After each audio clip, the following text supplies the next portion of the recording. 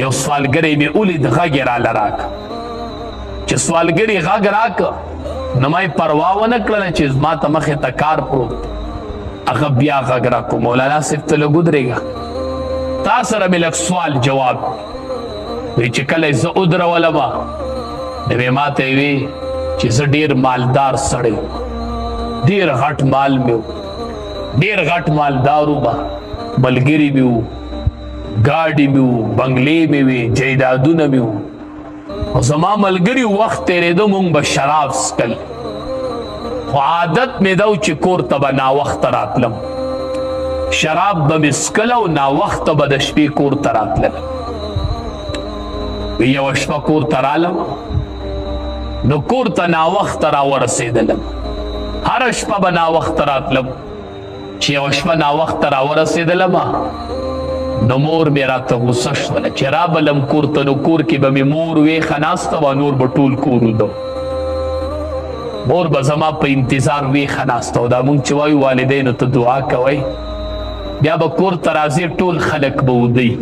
دا یوه مور ده چې ته نه راغلی دا به ویښه ناست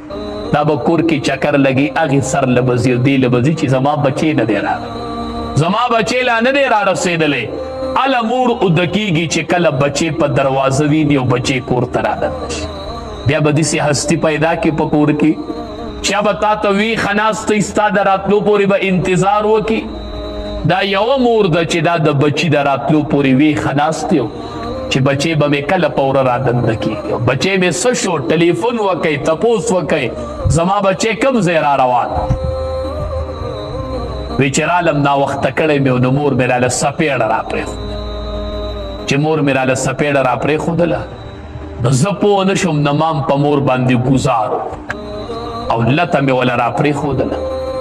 بس مور سپېړه را پرېښوده زه هم پوه نه شوم چې ما ګزار را پرېښود وی بس مور هغه خیره راته اوس هم یادېږي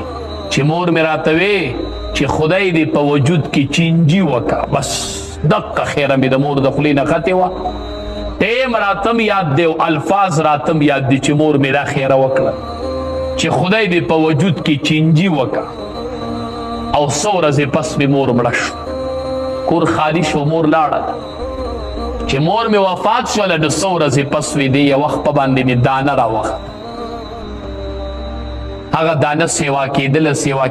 هغې دانه کې چینجي وشو په دې خپه کې پاکستان کې مې ډاکټرانو علاج ونه کو نوې پټې مې خرڅ کو بنګلې مې خرڅ کړې ګاډي مې خرڅ کړل لندن ته لاړم د علاج دپاره هلته مې د خپلې خپې علاج شروع ډاکټرانو علاج کو اخري جواب ماته د ډاکټر نه یو میلو شو دا ډاکټر دا جواب چې چاته میلو شي نو دا د مور خیری بیا ما ته ډاکټرانو دا رپورټ راکو چې ستا دا بیماری چې دا لا علاج بیماری ده د دې ښه کېده نشته دې موږ سره علاج نشته د مور خیره دا لا علاج بیماری ده د پلار خیره دا لا علاج بیماری ده په پیسو دوکه نشي چې ما سره پیسې دا داسې خیره ده چې دا بیا په پیسو دی علاج نه کېږي نو چې ډاکټرانو رپورټ راکو چې دا لا علاج بیماری ده نه ښه کېدلم د پاکستان ته بیا واپس رالم هر څه مې خرڅ کړي دي اوس هېڅ شی مې په مخ د ځمکه نشته دی او د دې خېټې نار ناسم په دې ځای کې ناسم او سوال کوم د دې خېټې دپاره چې دې خېټې ته مې سره هر څه مې تلي دي خو ته راته دعا وکړه